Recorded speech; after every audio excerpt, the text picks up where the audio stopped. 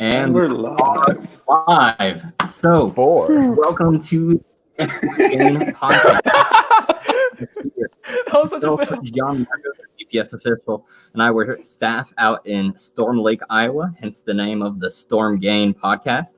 With us are Rob Chen, famous actor based in New York City. You can see him on Law and Order, as well as Jason Laya, my best hype man I've ever had. So I got to hype him up also as an amazing, talented Hollywood writer. You can see him in several films that are teamed. I'm not that talented. And we are here to and entertain y'all as we discuss great, exciting things such as politics, social issues, video games, life hacks, or whatever you, our audience, happens to want us to talk about. I see our viewer count going up, which is good. And with that, I will stop the introductions and let's get to it. Rob, I am so happy here, man. I'm happy I'm here too. Here. Look at that smile. I just haven't seen you guys in so long. I miss you guys. I know, right? We miss you. We think about you every day. Like Pierce and I literally text about how much we miss you. Back. Oh, wait. Back. I don't even know what have you guys been up to during the quarantine and shit. Wait, am I allowed to curse? Shit, I forgot. Oh my bad. You're allowed to curse. Whatever, man. Cool. I would have already been kicked off this podcast after last week. And not too much. Yeah. I see Pierce, you got a haircut. You got that quarantine haircut. Very nice. Back to usual. Back to basics. And he hasn't gotten a haircut since he got that photo with Andrew right before he came to town. I remember. I got my first haircut today since before the Iowa caucus. My mom cut my hair in the backyard. Wow. Damn. Yeah, it was getting to that point where it was curling. Thank you. It was curling into the ears, and I'm like, no, this is a line. I cut my own hair, so I got desperate during quarantine. What? You cut your own hair? Yeah. It sucks. Hey. No, that's pretty good cut too, man. You got the sides. Yeah, that's it's like one of those haircuts that you didn't expect to be awesome under a hat, and you take off the hat, you're like, whoa, that's actually pretty fly. I did my own undercut. It sucks. Nice. The undercuts are hard. It is. I wouldn't do that. Easy. Just buzz. Just keep going. Keep it simple. Keep it simple, stupid. Just buzz it all down. That's one thing the military will teach you. Keep things simple. True. It's an acronym. Keep it simple. My father still doesn't know how to cook. He, still buys MREs for dinner. So. God rest his soul. Would y'all talk about last episode? He's 78. Is that what you say? He'll be. Would y'all talk about the previous episode? What did we talk about previous episode? What did you guys talk about previous episode? Last episode, we talked about Frozen. Oh, yeah. I did a mukbang for Frozen, too. Oh, nice. General people literally sent me pizza to watch Frozen 2 on the internet. Nice. Yeah, I've only seen the first one. I haven't seen the second one yet. Don't. The music is worse. The last movie I saw was 1917 a few days ago with the fam. That was really good. I heard that movie was really, really good too. Yeah. Are you guys watching a ton of movies now or something? Pretty much. Usually on the weekends I have some down. On the weekends I'll have some downtime just to unplug myself, but I'm just usually busy during the week with the volunteer stuff and just trying to just do my music stuff again. And exercising, very important. For sure. Yes, definitely. Trying to get that. What do you do for volunteering? I'm on the interim board of the National Volunteer Organization for the Humanity First Movement is what we're called. So we're kind of like the spin-off of the Yanging Regional Organizers. Mm-hmm. And we're basically the de facto volunteer arm of Andrew's nonprofit, but we also partner with other organizations like Inca Movement, etc. Amazing. Wow. Yeah. It's a lot, but what do you do for him, Gianmarco? How do you spend your day, and would you recommend it? Sell people on it. I would absolutely recommend it. So the interim board is an elected body by those that are active and choose to participate, and it's 11 people.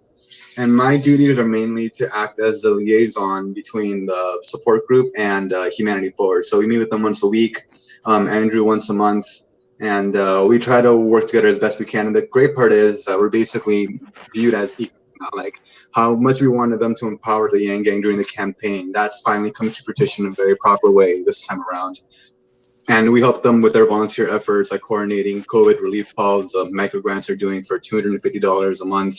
$250 directly to people that need it, and a candidate support, etc. But as my role, like I act as a liaison, and we also try to be kind of sitting in on each individual working group staff. So we have a working group for onboarding, regional organizing, just allowing the supporters to dive into things that interest them to organize. And then our operational capacity is as much as we would like to do it, but we always remember not to overload ourselves because we're all human and we all have lives too. But I think it's very important that people realize like we're here at the service and at the pleasure of the supporters. We're not here to dictate orders or anything. We're here because as elected officials, we represent them in a way. Like we derive. I strongly feel that I want to express our democracy that we derive our power from these people basically. And now we're getting to a point that the foundation is almost basically set up, the structure, communications, and we're just about ready to scale in an awesome way. Cool. Oh, yeah, man. So that sounds cool. If I want to get started doing what you're doing, what do I do? Yeah, so our main platform of communication right now is our Slack channel. It's a humanity first movement. Slack, and I can send you guys invites, but we're connected through all of our Facebook and Twitter groups throughout the country as best we can.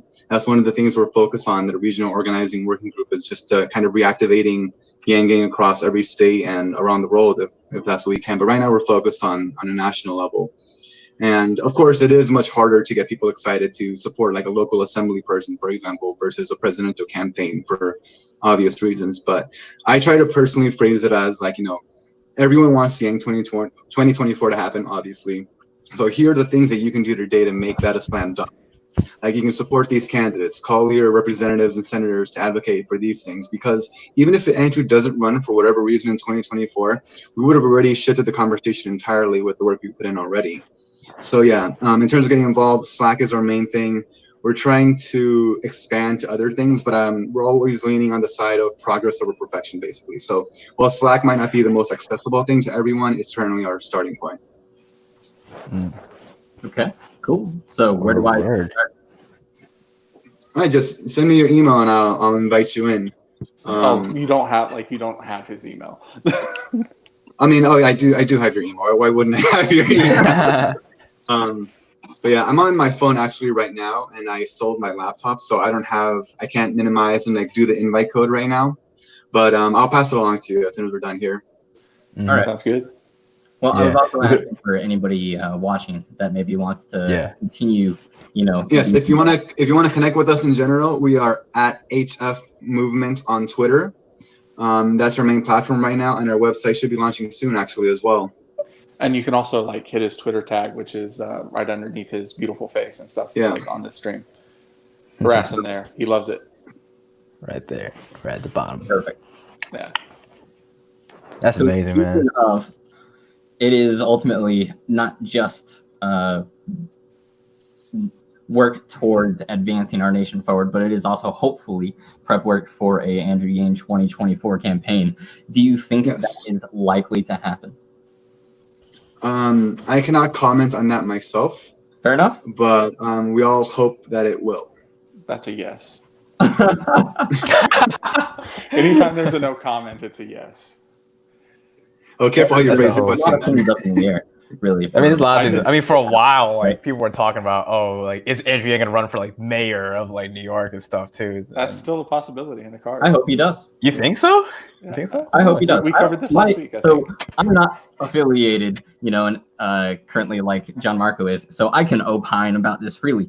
My opinion is that that Andrew Yang would prefer a cabinet position in the next administration over mayor of New York City.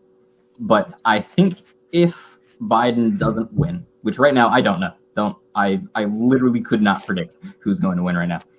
But if Biden doesn't win, then I think Andrew Yang is more likely than less likely to run as mayor of New York City, because that is an executive position that he excels at, and it's a way to keep advancing progress, just keep moving forward, right? Yeah. And not to mention, it would be, just politically speaking, a great stepping stone. One of the biggest complaints that people had, if somehow, was he's not a politician, right? Yep. Yeah, he has no experience and all that. To most of Americans, but most of Americans don't vote in primaries. And the people that do vote in primaries apparently like their politicians. So they go, hey, you don't have these years of experience being an elected official. Yes, we know you were part of the Obama administration, or maybe they don't even know that. But either way, they judge that Andrew Yang didn't have years of elected experience and decide that he's inexperienced enough. So this is certainly one of those ways to fill the gaps, because he would have years under his record as the mayor of the most populous city in the United States, home to like NYC 1 in 60 represent. Americans. Yeah. You know, nobody can say, oh yeah, he doesn't know what he's doing anymore. If he honestly, the bar was really low. if he screw it up, right? I mean, so Rob, you live in New York City. Like, what would you want to see from the next mayor, whoever it is? Like, if someone was elected mayor, what would you want them to address? Well, number one, just how crazy like COVID is right now in the city. It's been absolutely bonkers right here. So whoever is going to be the next mayor needs to get their shit together when it comes to like responding to certain disasters that may happen in the future. That's something I think a lot of New Yorkers are thinking about right now, because like, holy crap, like this has like put us on lockdown, and they've extended the lockdown. We were already supposed to be out by now, but then they extended it to like June 13th, and we don't even know if like by the time June rolls around, we don't know if they're going to extend it again. But like, and of course, like we want businesses to open, you know, we want things to prosper, we want people to go outside, but not on the not against our health. You know, we don't want that to happen. What happened with us was that our current mayor, Mayor Bill de Blasio, he responded too late in terms of with COVID-19. They've already been protesting, like teachers have been protesting to like stop school for a couple weeks at that point. And by the time they actually announced that, for example, it was already too late. And people weren't even wearing masks during that time. And, you know, New York City, you have over 8 million people all in this one small congregation. It's so fast for this virus to spread. So, and a good example is that one of my really good family friends, his aunt and his grandpa passed away within 2 days of each other. And the reason why what happened with his aunt was because originally it was his cousin. So like his aunt's daughter got COVID from going to school and from taking the trains back when it was still operating. And then when she came back, she infected her entire family. Now the thing was that everybody in her family was okay, but then his aunt was a breast cancer survivor. So she already had some pre-medical condition that was already like hitting her. So when that happens, like boom, like she was just gone. And I can only imagine like, oh, well, like had our government stood up and like made a decision sooner, maybe certain things would have been prevented. But because of like how late they responded, like now we have like hospitals that's like filled to the brim. We have like, it's kind of morbid, but they had to get like a truck that's just filled with ice just to put dead bodies in there. There's just like not enough space. There's like not enough resources, not enough. I mean, now it's a lot better, but definitely within like the first like month and a half, 2 months even, it was like mayhem. And so I definitely want like whoever is the next mayor to be able to like handle their shit accordingly. I would love for the next mayor to also give out a universal basic income. Watch Heights 404. Mayor Bill needs to go. Low key, I agree.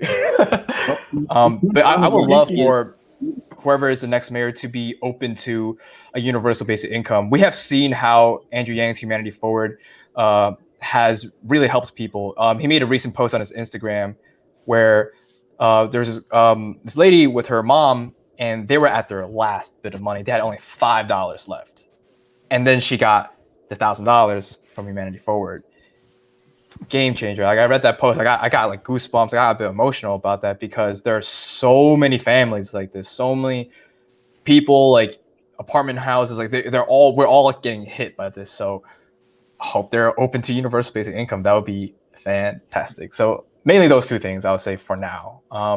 Also, hopefully there could be a mayor that could help like build these roads, because god damn, some of these roads take forever to build. Like the same damn roads in a BQE. If you're in New York, you know what I'm talking about. Like, the same damn road that just never gets fixed, and it's just always like that. And just crazy traffic. Whoever is the mayor definitely needs to figure out how to solve the whole transit subway system, because it costs $2.75 for a swipe into it. Mayor Yang, there we go. Thank you, Blair. I agree. It costs $2.75 to swipe. So they've already increased the prices for a fare to like get it onto the train, and the trains suck. The trains have not changed. That's the one I was expecting you to say first, in all honesty. That's the one I hear from every other New Yorker. Like, yo, we want our subway better. I lived in New York in 2012. I literally moved out of New York like a year later because the subway cars are not tall enough for someone who is 6'8". Those freaking cars are for midgets. That is so true. They need to get taller like subway cars, because even standing in the dead center of it, you have to go like this if you're tall, and it just sucks ass.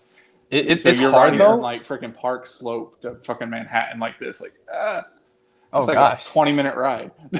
Damn, yo. Yeah, like I can only imagine if you like are playing for like the New York Knicks or the Nets, man. Oh my god, if you try to take the train, impossible, town cars. Man. Yeah, but the thing is that like the New York subway station, it's a lot of the lines are privatized. So whoever the mayor is, we need to find a way to like work it out. But I don't know how it's gonna happen, because the subway system is so old.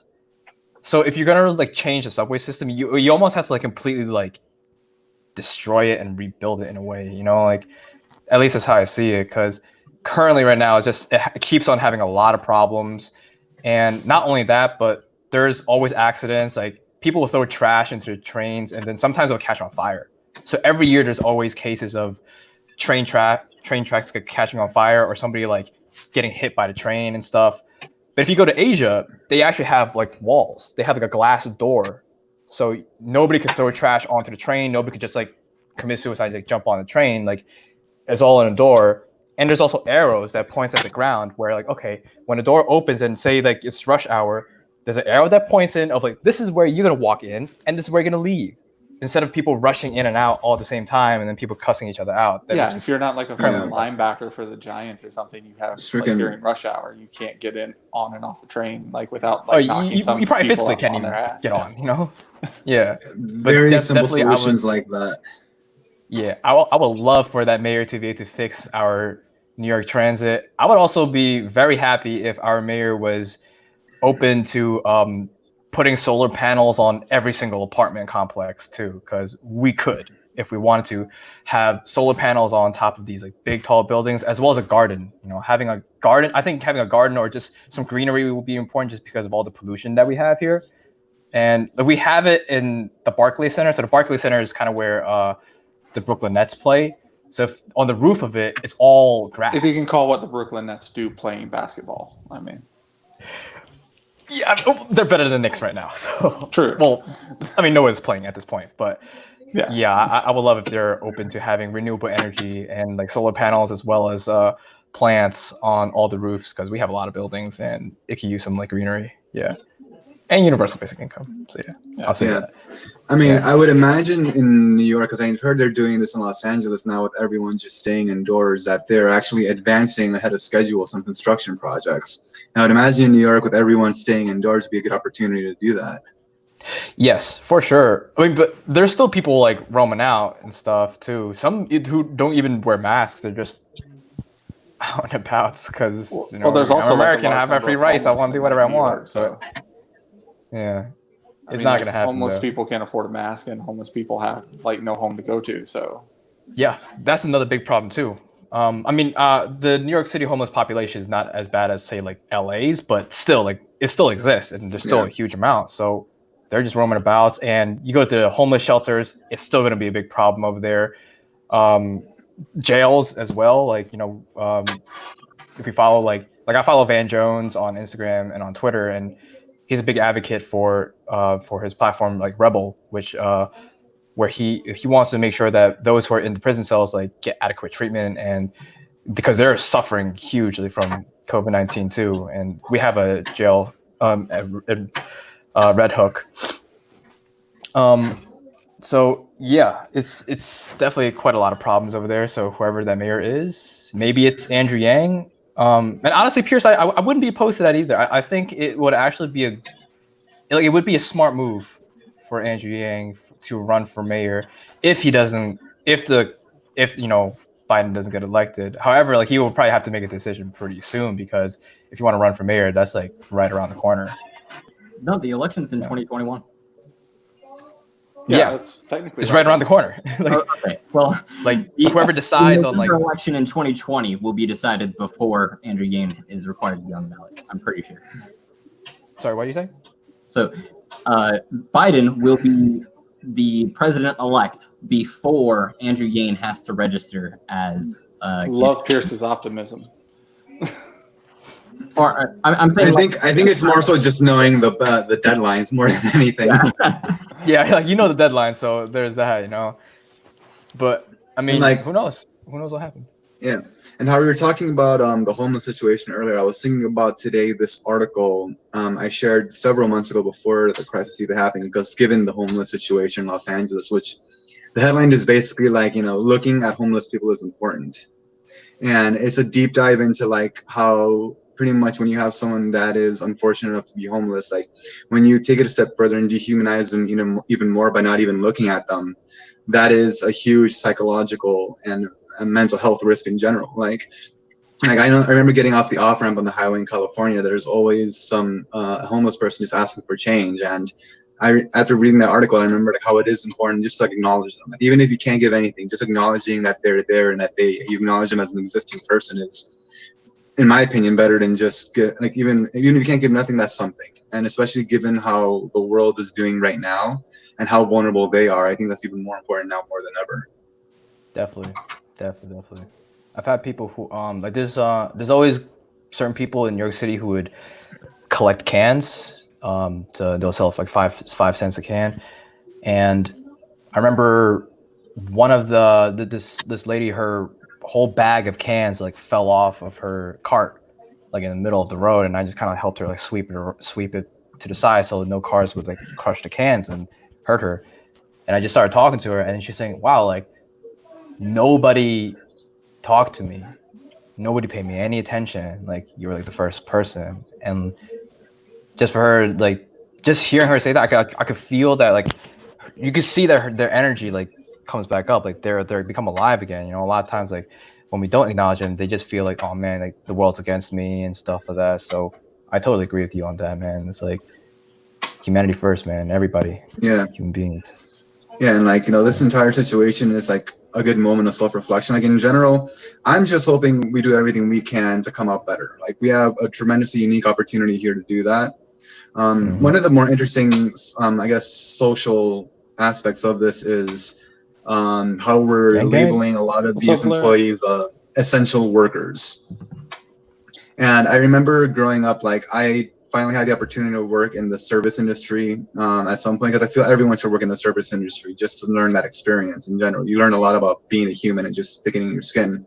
But now those in general are basically considered essential workers. And it's great because I can tell people, listen, I think everyone should be an essential worker at some point in their lives. Like understand what it means like to be to what your corporate people consider like important enough for you to be there, and then find out the value of your own work in general. Definitely. Well, first of all, I mean, being a service worker though can also like demoralize you in so many different ways, because the corporations don't see essential workers as like human beings. They just see them as like stepping stones to a higher stock quote. I mean, look at Ralph's and Kroger right now. They're like actually asking their employees to pay them to come to work now. I mean, it's like really fucked up. Yeah, like because they gave out the heroes pay or whatever it was called, an extra $2 an hour. Now they're asking them to pay it back plus some, because they feel that they have overpaid their essential workers, which is fucked up. So that's whack. The hell? No, the more vulnerable you're making someone, the more compensation they should get, in my opinion. Exactly. Mm-hmm. Being an essential worker and everything, it can teach you a lot about, treating other essential workers and everything as you go through life, with like respect and stuff. But at the same time, it can really fuck with you and like demoralize you, from what I understand. So it can. It And can. we'll- That's it's a delicate balance to approach. But in general, like if we acknowledge that it can demoralize people, maybe we should be improving those working conditions in general so that doesn't happen. True. Like Mhm. why should we should have jobs that for a large proportion of it like demoralizes people and they don't want to do that job. You know what would Definitely. really help improve working conditions? The ability to leave your job on your own terms. You know what would help improve that? Universal basic income. UBI. It all connects. It's all All connected. connects back to UVI. So man. since we found like a Doesn't nice fix break every here, how about problem, we but it like makes a lot take of a problems topic in from yourself. like, you know, What were you saying, people Jay? watching us? Oh, I said since we like found a natural stopping point, why don't we like take a topic from like the people watching us right now? Yeah, That was Yeah. kind of fun last week. I'll actually start us off with one to answer this. It's a quick one though. Halsey, what is the Storm game? It is the Yang game plus Storm Lake, Iowa, which is where John Marco, where all of us, Storm Lake, where I like John it. Marco and I were staff there.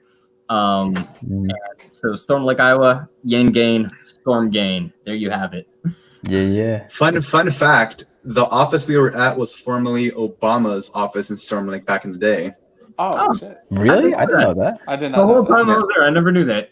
Yeah. I thought didn't someone tell us we were both in the office? I don't remember. Wait, But that same laser tag spot? Yeah. yeah, that same spot. Wow. That's pretty I cool. had no idea. In our YouTube comments, by the way, we just had a fact check just happen for us. Kroger did ask for the return of wages, however, they then backed off. Thank you, Forward United, for the fact check. Yeah. Shout out fact checkers, man. We need you guys. Yeah. I didn't know that they had like walked it back. All I remember is seeing it trending for like 3 straight days. So good It's job, like, here's Twitter. $5. You know what? I'm gonna take back the $5. You know what? You take back the $5. That's right. Have a happy meal. You can't even get a Happy Meal for $5 nowadays. No. No, Is you it won't be storming behind you, Jason? What was that? Is it storming behind you? Oh, I don't think so. No? All right. No. It looks like it's like raining hardcore over there. Yeah, right? Right? It's probably another Man. tornado. Who knows? Wait, hold on. For everybody who's watching, can we just say for all of us, like, where are we right now? I was just about to ask that. Great minds think alike. Yeah. I'm currently in Miami, Florida, but I'm hoping to be back in California within the next few months. Oklahoma City, same thought process as Juan Marco. Hey, you want to be roommates? Let's see subleased my- what California looks like. I sublease my studio to my little brother, so you know. Oh, you just kick them out then. I would like to, but you know, he's kind of a pussy. Start me out in Rochester, New York. Word. And Yeah, Rob Chen, of and- course, is New York City. You don't New get York that City. free How far- unless you live in New York City. Yeah. How far is Rochester from Manhattan? About a 6-hour drive. Damn, that is a lot of hours. Yeah. He's up in Upstate. Cal One Country. fact I like to tell my friends is that Washington, D.C. is closer to New York City than I am. That's Well, crazy. Not by much. Once you get- you know, not by a lot, but that is a fun factoid for you. So, I mean, the more north you go on the eastern seaboard, what? the more north you go on the eastern seaboard, the more like everything's just closer, more further apart. Like just Florida itself, from like Key West, Tallahassee is like 9 hours. But once you like pass like going through Georgia, South Carolina is like half a day at the most. But I Yeah. will say that, like, that same amount of time that it takes, say it takes you like an hour to get from one city to another, that's me taking the train in New York City from Brooklyn to Manhattan. Damn, man. Yeah.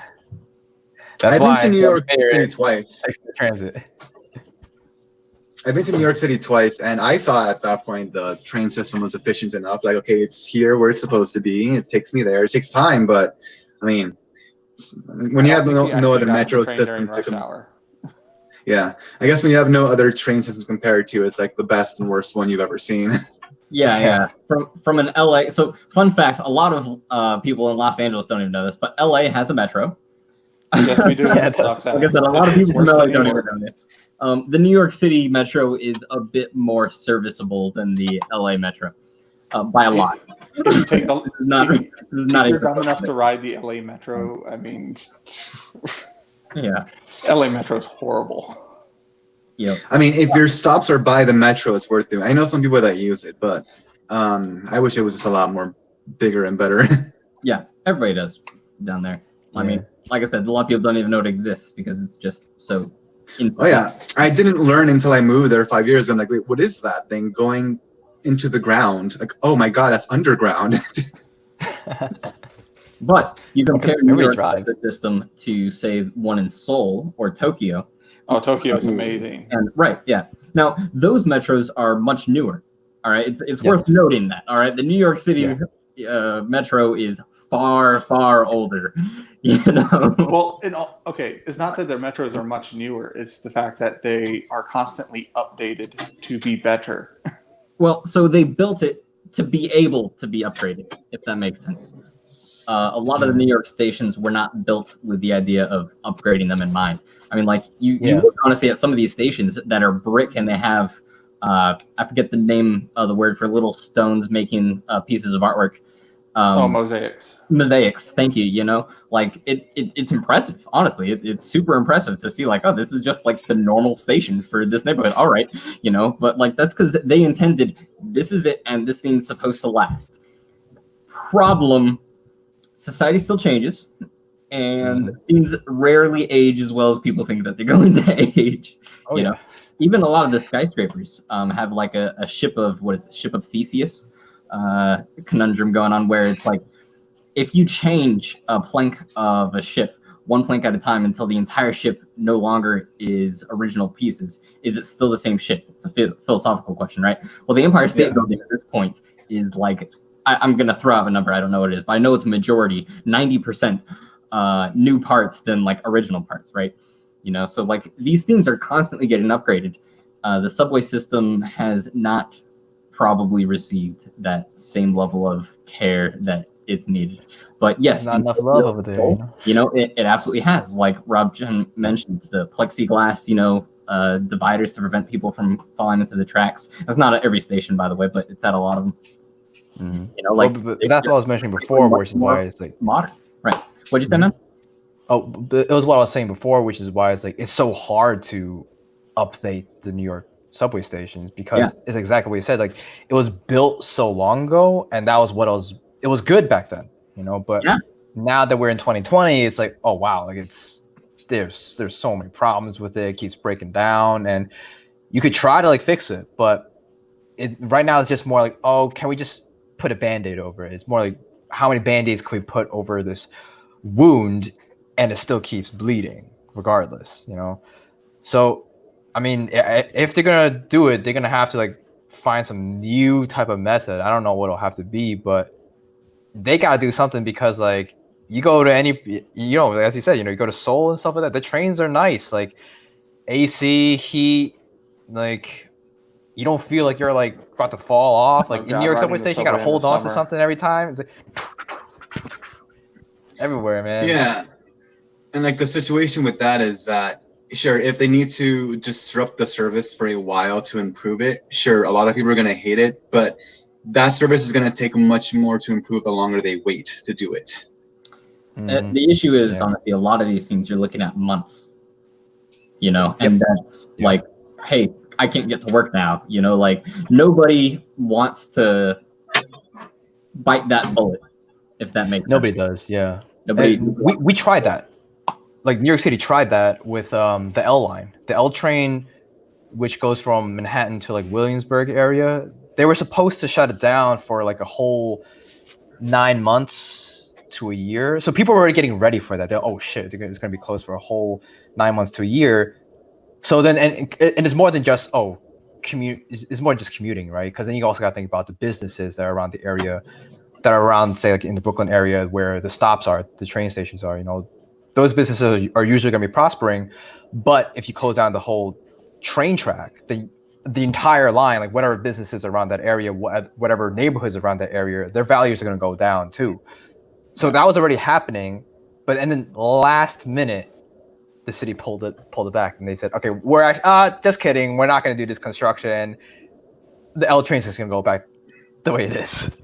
So Yeah. Like I remember when renting in New York, you could like literally find pretty decent, reasonably priced places to live if you were going to like live like 6 or 7 blocks away from a subway stop.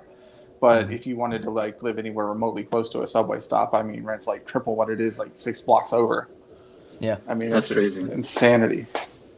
I mean, we'll have to see how this all turns out too, because I read an article about a couple of weeks ago that said there is a growing interest for people to relocate from densely populated areas to more rural areas because of just the nature of how this pandemic is going on. And it's actually happening like right now in my parents' home country of Peru. Like people are just leaving the major cities completely, where they spent a long time trying to move into there because of the better living situation, moving back to the outskirts. And what that had me think about as well is that if we're having large swaths of people that traditionally live in urban areas moving to rural areas, that's going to have a noticeable impact on various counties in terms of the electorate, in terms of those demographics in general. On top of the fact that we're going through a census right now. So like the numbers are going to be all over the place. Because let's say the census goes as accurate as it should be, no matter what political leaning you want it to be on. But then you have a huge demographic change across the country right after the census happened. And for the next 8-10 years, the districts are drawn in a way that might not accurately represent the situation that just happened. Well, I personally think the way the districts and everything are drawn is a bunch of bullshit as it is, because you can like literally just draw a line down the center of a street because one person on one side is a Republican and the other person is a Democrat, and then vote in two different districts for two different representatives of their own, like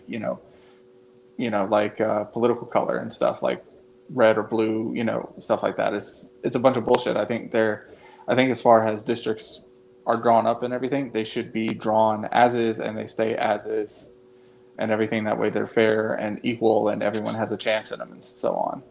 Because I think it's hard. So that doesn't reflect population changes, though. When people move into a neighborhood, or when people leave a neighborhood, or when a neighborhood expands.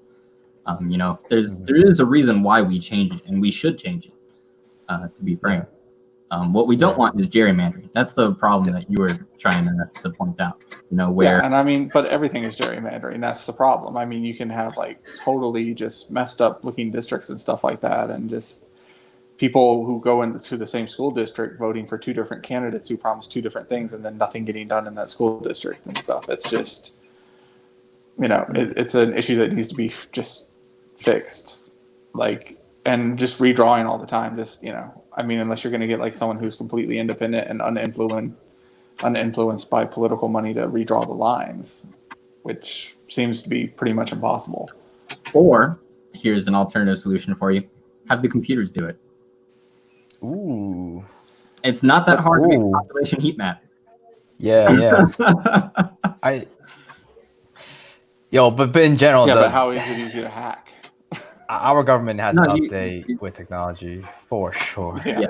Does anyone remember the IO Caucus app when we like put the government in charge of a computer system? I think that's an exception. Remind me of those times. Oh my gosh.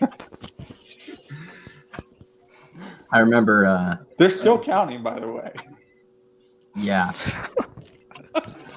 Yeah. A lot of people. Regardless of what we went through, man, I would still love to go back to Storm Lake and just visit sometime. Let's go.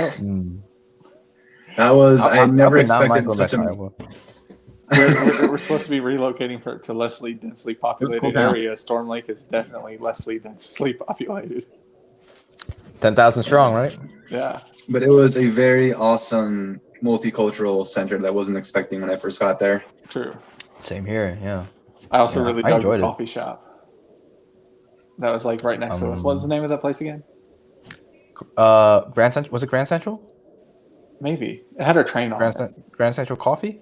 They had like two locations over there, right? Yeah, they were awesome. And you got us free coffee from that location. That one location. I did, yeah. That was fun. Yeah. And it was just something else, like working till like 2-3 in the morning every night at the very least, and just like not even thinking about it. And you're just like, oh, let's go take a break and go to the gas station a block away, and then come back and just keep on going at it.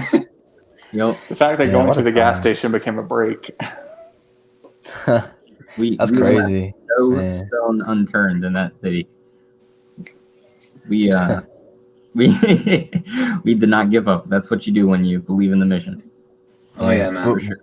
At least in Storm Lake, because I wasn't with you guys like in the month of January. I was only there beforehand, but even so, like just building the Yang cities, the new Yeah. Yang cities over there, like With Yeah. all the yard signs. yard signs, like that was a blast. Like New Yang City. yeah, and, Well, first there and was I Yang had- City, and then New Yang City, and then like New Yang City. Mhm. We New really Yang need City to was become big. better at naming. New Yang City was Pearson I's first forte.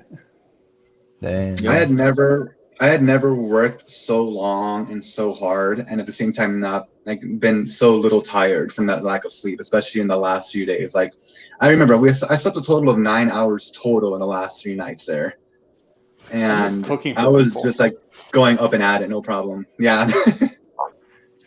Yeah, man. I don't think I drank Motivated. this much like tea in my life, like leading up to the caucus. Like those few days, I was just like every single day, and I was like, man, I just hope I don't fall asleep on the wheel, because where I was located, I was assigned the county that I didn't live in.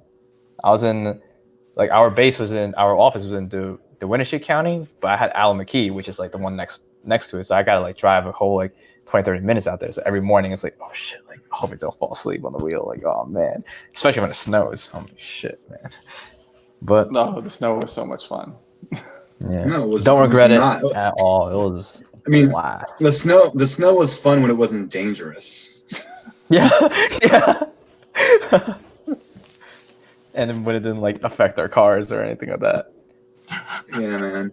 Yeah. I remember the first few days, like me trying to like de-ice my car with like the pick and everything. I was surprised when I got the rental. I'm like, oh, there's a brush back here. This is very cordial and courteous of them. I still got I remember before I like officially like drove back with Juan Marco to Storm Lake for his first time there and stuff. We were in Ames, and he's like on the phone with Max talking about how to turn on the defroster to his car. How does this work? Dang. I got up like extra early to drive there, and I was like going like 20 below the speed. I'm like, you know what? Like, I don't want to just get a crash on my first day on the job here. Let's not do that. No. And if it wasn't like from the snow, the other option, the other thing we got to be careful was the deers at night. All the deer at night and stuff. I actually never saw any wild animals. No. No. You didn't see the There's a raccoon that couple came to the hours. back porch of the I saw a couple Airbnb? here in Stone Lake. Yeah. No, I don't recall One of seeing them- any wild animal. Yeah, AJ was One of always our, feeding this raccoon that was on the back porch. He would always That's like leave something little AJ would food out do. there. Yeah, Dang. we'd leave food on the back porch for a raccoon. I would not want to be talking to those raccoons though. You know, one of our volunteers, their first night getting into Iowa, they're driving up to Decorah, where we're based at. They hit a deer right there, like Oh, on the way, and it just like fucked up their car, like so bad. But they kept at it. They still kept that car. It still ran and stuff like that. But I mean, they were just troopers. But holy crap! Like that was one thing they were scared of. And ditches. Ditches. not knowing where the ditches are, as Yeah. Devin learned a few times.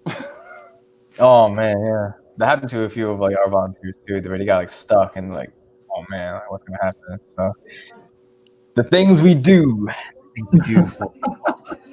We all have to have a screw loose because we literally went to Iowa for a political candidate that we believed in. So we're all a little bit crazy. I think our screws are sealed tight, honestly. Yeah. I had zero regrets. Nah, I don't think most of us would have predicted us doing that like a year earlier. I don't know about you, but like if you told me that I would like put my life on hold, that I've like carefully planned, you know, to go to very cold Iowa and knock on doors, talking to strangers for a political candidate, I would have thought you were out of your mind. I wouldn't have punched you. I'm a little more polite than that, but I maybe would have thought that you were insane. Well, I mean, Yeah. I've done it for a lot. Like I've done like door knocking and everything for a lot of political candidates and stuff. But I always stayed like at home, basically. Yeah. Like actually getting up and going to another state and throwing myself into like the middle of like Iowa, literally, because Storm Lake's like dead center of Iowa. Just no. Would have never guessed. I remember thinking the similar thing to myself, Pierce. Like if I told myself a year ago I'd be doing this and just putting everything on hold, like, man, this campaign better be fucking lit, dude. Like it's gonna be awesome. It was a good time though. It was a good time. Oh, It was yeah. pretty lit. Every day there was Every single day. every single day. It was a wild time. It's like it was either like, does this require like an awkward The Office kind of silence, or like does this require like a laughing track moment right now? Yang Gang gives zero shits. Yeah.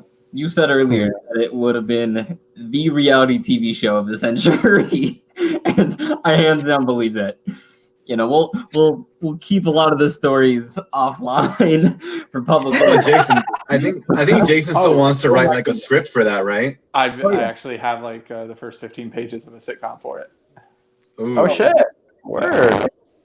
the most lit based on real events ever. Yeah. But no, It has to be to the point that people don't know if this part actually happened or not. Well, no, like the funniest part. Oh, go ahead, Rob. Oh no, I was just gonna say if like a lot of the stuff that we experience in Iowa, like if I wouldn't even know if it would happen in real life, but it happened. Like the counter protest, like the counter rally that we had across the street, since Bernie was speaking directly across the street from the Yang Gang headquarters, and then that Showtime show awesome. showing up to film us over there and everything. And then 2 days later, Jason's getting a call from his manager. You just violated your, what was it? Fuck, I forget what they call. NDA or whatever. I don't know. You're no compete. My NDNA for NBC Universal by fucking being on camera for that show. A little backstory for those watching that may not know. So, where the Yang campaign office in Storm Lake was right across the street from this hotel with a large meeting hall, I guess, inside of it. I wasn't there myself, but at one point we were looking at upcoming events by other candidates. And when we saw Bernie was having an event there and we read the address, it's almost like I misread our office address. It was basically the same thing. And I was like, wait a minute, this is the... And I literally look up from my computer and I'm like, it's that building right there. So we found out that the Bernie campaign stop was going to be literally like as across the street as possible from us. So we went out of our way. We set up a giant banner on the second floor of the building, like because Andrew was coming into town a few days later. No. So you're basically using he that came the event. same night. Oh, the same day. Yeah. Yeah. Well, when we were setting this up, but yeah, the day of Bernie's event was the day of Andrew's event. So we had huge things. Hey, come check out Andrew here, et cetera, et cetera. But it was just awesome. Like, we were just pound for pound defeating them in enthusiasm across the street in like the snowy weather too. Yeah, it is makes me feel some type of way when someone drives by and like gives you a face when you're holding up a Yang sign or just what they perceive as a non-Republican sign. It's interesting. Yeah, I will say that like our campaign was so passionate, and we like I it's probably the same thing with you guys in Storm Lake, but in Decorah, like we came in and so we didn't have a debate. There was no Yang Gang influence at Northeast Iowa at the time. Like by the time I got there, I walked into the town of Decorah. I already saw Buttigieg office, Biden office, Bernie office, Warren office. I was like, oh my gosh, like what the hell are we gonna do? And then we just show up in the month of January trying to like make shit happen. At the end of it, the Democratic chair for the Wenatchee County came into our office and said, hey, I just want to say that the Yang Gang campaign, you guys really showed up. Like you guys made a statement here in Decorah in a way that no other campaign had, just from sheer enthusiasm and passion. And we had people. We had a previous Trump supporter who came into our office, and he was like, "I've never stepped into a Democrat's office." Like, yet there he was showing up at like our office, and only our office too. And he only came to go see Andrew Yang talk, and he brought his friends who also supported Donald Trump to go see Yang. And so that just showed in the power and the passion that we had. And like literally everybody in Decorah was like, "Wow, like the Andrew Yang campaign, like these guys, like they're always smiling, they're happy, and it's kind of what he talks about, you know, Andrew Yang, like humanity first. Like it was always about humanity first, and never overlooking people, and just like treating everybody with respect. And because of that, like we got Andrew Yang to come back like in Decorah. So it was like a whole absolutely, Rob. Like just like living our values is so like critical to the entire thing.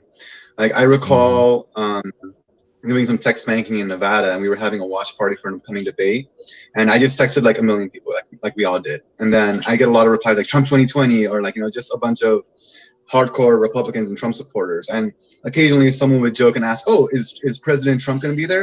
And I'm like, "Well, I haven't seen him RSVP, but if he shows up, he's more than welcome to join us. There's an event for everyone, etc." And they're always taken aback because like they wouldn't expect that from a Democratic supporting person to like get the kind of like, "No, dude, you're first and foremost my fellow American. Like I have nothing against you. I want to understand you more than anything, and I welcome you with open arms." And that inclusiveness is really what set us apart in general from a lot of other campaigns and movements. Yeah. Yeah. Mm-hmm. Oh, yeah. You missed we actually talked just about that, how we had Republican precinct captains. They'd switched parties just to vote for Yang. And it wasn't like Yang on TV that convinced them to do it, but it was actually us knocking on their doors, talking with them, and going like, "Wow, you guys are actually really polite.